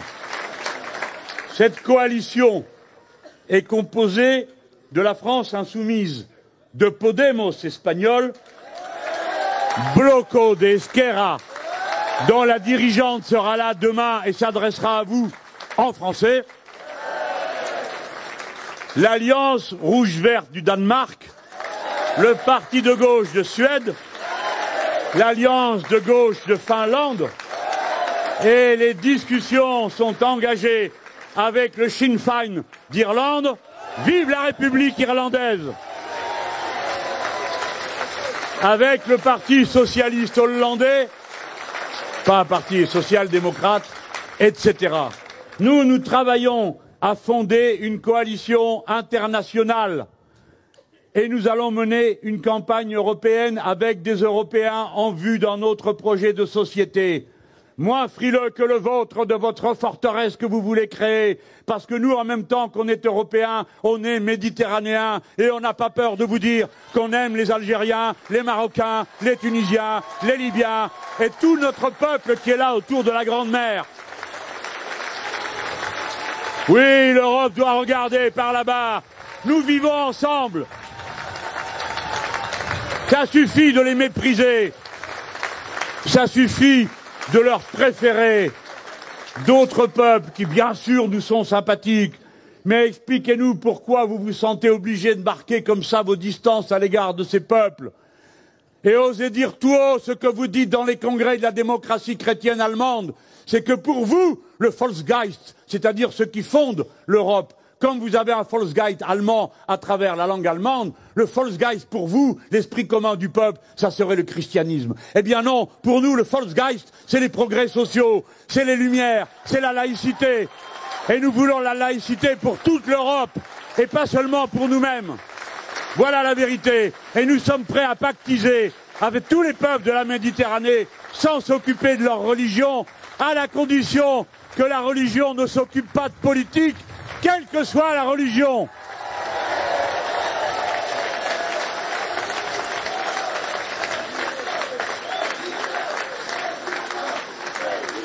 Écoutez-moi, mes amis, ceux qui disent qu'ils ne veulent pas faire un référendum anti-Macron à propos des européennes, il faut qu'ils disent qu'ils sont en train de faire une lettre au Père Noël. Ils vont tous mettre des tas de mots, des mots et des mots. Yaka, faucon, on va faire une belle Europe, elle sera très ceci, très écolo, très cela, très les énergies libérées. Tout ça ne veut rien dire. Il faut changer les traités européens. Et je dis, y compris aux écologistes qui sont dans le mouvement Europe Écologie Les Verts, puisque nous aussi nous sommes des écologistes, je tiens à le rappeler. Je leur dis, vous ne pouvez pas être écolo et en même temps pour les traités budgétaires européens, comme Yannick Jadot l'a répété. Vous ne pouvez pas être écolo et en même temps ne pas vouloir de politique européenne de sortie du nucléaire. Vous ne pouvez pas être écolo vraiment en étant pour l'OTAN et pour la guerre. Voilà la vérité. Le débat, nous y sommes prêts. À tout moment, nous sommes prêts à échanger sur ces sujets. Nous le faisons loyalement. On a le droit de ne pas être d'accord sans être obligé de monter le ton, sans être obligé de traiter les autres de bon à rien. Nous avons très mal vécu qu'on nous dise que nous n'étions qu'un seul dans l'hémicycle cette nuit-là. Parce que c'est pas nous qui avons décidé à 1h du matin de passer à 2h pour voter les glyphosates. Nous sommes absolument propres dans notre comportement. Nous avons fait ce qu'il fallait.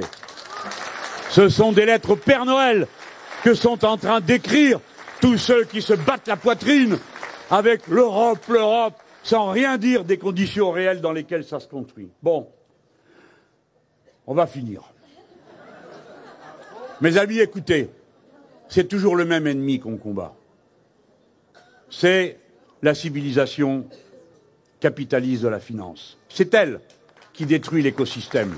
C'est elle qui détruit les avantages sociaux. C'est elle qui détruit la République. Quand nous faisons un référendum anti-Macron, c'est un référendum contre l'Europe du fric, l'Europe du pognon, l'Europe de la priorité au plus fort, l'Europe de la compétition qui est la réalité de l'Europe. Nous, c'est un autre ensemble humain qu'on veut créer. Je vous l'ai dit.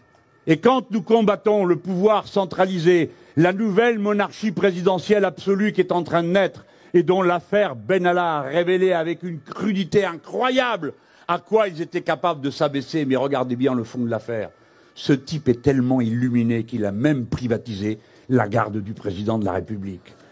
Dans ce pays, il y a un service public pour s'occuper de la sécurité du président. Ça s'appelle la gendarmerie, ça s'appelle la police. Il y a des services publics. Il n'y a pas besoin de recruter des barbouzes. Il n'y a pas besoin de créer des polices parallèles. Parce que la police, la gendarmerie, elle est sous le contrôle démocratique du Parlement en principe et de vous tous. Et les fonctionnaires, leur devoir et leur honneur, c'est de servir et d'obéir, surtout quand ils représentent l'autorité de la loi. Et nous sommes donc pour qu'ils obéissent. C'est la raison pour laquelle quand il y a un problème, ce n'est pas le policier individuel, ce n'est pas le chef, le général que nous allons voir, c'est le politique qui a pris la décision. Il n'y a pas de démocratie possible sans responsabilité politique. Et il n'y a pas de responsabilité politique assumée quand un ministre de l'Intérieur dit qu'il connaît personne à l'Élysée et qu'il est au courant de rien. C'est aux politiques d'assumer, c'est pas aux fonctionnaires. Il n'y a pas d'État républicain si les fonctionnaires doivent répondre des ordres qui leur sont donnés et auxquels ils ont obéi. Naturellement, ils sont tenus aussi par un code. Bref, entendez-moi bien, ce n'est pas un petit débat que nous leur avons proposé. Nous leur avons dit à bas la monarchie présidentielle sur tous les tons. Avez-vous l'impression qu'au bout d'un an de combat que nous avons mené ensemble, les idées que nous avons défendues ensemble pendant la campagne présidentielle aient reculé d'un mètre? Non, c'est l'inverse. Elles ont prouvé leur validité. Je vous ai parlé de la règle verte, je vous ai parlé de la planification écologique. Là, je suis en train de vous parler de la 6e République et de la Constituante. Est-ce que ces idées ont pris une seule ride? Par contre, les leurs, oui, elles en ont pris. Elles ont la face grimaçante de M. Benalla et des autres qui sont autour. La République exemplaire, c'est la République des affaires. Un an à peine après que ça ait commencé. Ils sont aussi épuisés que les autres avant de partir. Alors, j'ai dit au Premier ministre, est-ce que la vertu va être rétablie dans l'État? Alors, évidemment, les gros malins qui disent la vertu, non, on parle pas de ta libido, du genou. La vertu républicaine. La vertu, c'est la notion du bien commun, de ce qui est bon pour tous. La vertu est impuissante sans la loi. La vertu ne surgira jamais spontanément, sinon par la loi qui l'impose et qui est légitime à l'imposer, fût-ce de force. Parce que comme elle a été décidée par tous, elle s'applique à tous. Encore faut-il qu'elle ait été décidée par tous. Encore faut-il qu'elle ait été décidée en connaissance de cause. Oui, la vertu est impuissante sans la loi. Et la loi sans la vertu, c'est-à-dire sans l'intérêt général, sans le bien commun au poste de commande, sans la ferme volonté de n'être jamais l'esclave d'aucun intérêt particulier.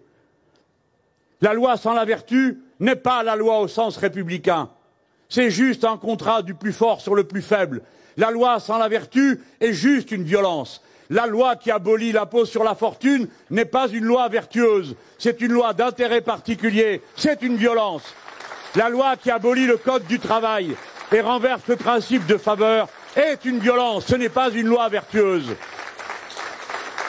Et si vous peinez et que vous vous demandez en quoi la vertu pourrait consister, eh bien, je vous demande de faire confiance à un mot, une expression qu'avait inventé George Orwell. Quelques-uns d'entre vous ont lu ça en 1984. On est dedans, hein? On est vraiment dedans, hein? Dans 1984, le ministère de l'Amour s'occupait de la guerre. Et il y avait une novlangue, compréhensible par peu de monde, avec très peu de mots. Celle que vous entendez dans l'hémicycle. Quel que soit le sujet. Il faut libérer les énergies, il faut assouplir, etc. Il faut donner de l'agilité. Quel que soit le sujet, quelle que soit la matière, tout est traité de la même façon. Et avec le mythe technocratique, il y a ceux qui savent et ceux qui ne savent pas, qui oublient des siècles de lutte populaire pour la décision collective, qui ne fait aucun bilan de ce que ceux qui savent ont réussi à faire grâce à leur savoir, dont on peut tous bénéficier aujourd'hui des conséquences. Cette illusion, cette hallucination qu'est le technocratisme, et avec l'idée que plus ça va vite, mieux c'est. Quoi? Encore parler? Encore une navette? Encore une discussion? Mais vous êtes fous? Il se propose de m'envoyer à l'asile parce que j'ose dire qu'une opposition, son travail, c'est de s'opposer. C'est ça qui est attendu d'elle. C'est comme ça que marche une démocratie. Eh bien, puisqu'il a dit qu'il était responsable de tout, et il a dit qu'il vienne me chercher, on ne sait pas de qui il parle, eh bien nous voilà, nous venons vous chercher.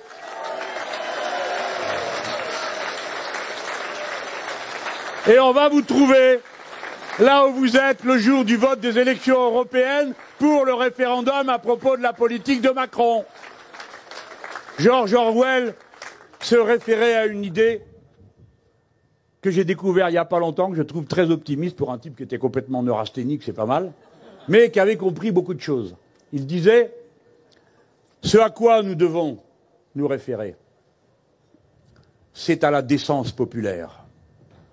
Il faisait le pari que les gens du commun, les gens simples, qui sont seulement à la recherche de leur bonheur et de celui de leur famille, qui aiment des choses simples et qui ne rêvent pas d'être milliardaires, mais qui aimeraient savoir jouer de la musique, mais ne le savent pas, donc ils profitent de celle que jouent les autres, qui aimeraient écrire des poèmes, mais ils ne savent pas toujours le faire, donc ils profitent de ceux qui en écrivent, qui aimeraient faire ceci, faire cela, et qui sont tellement heureux quand ils voient des gens qui savent le faire et le faire bien, que déjà ils savent qu'ils ont commencé à partager. Telle est la décence populaire. Il n'y a pas d'autre décence dans la vie de la société que de partager, parce que c'est la clé du bonheur.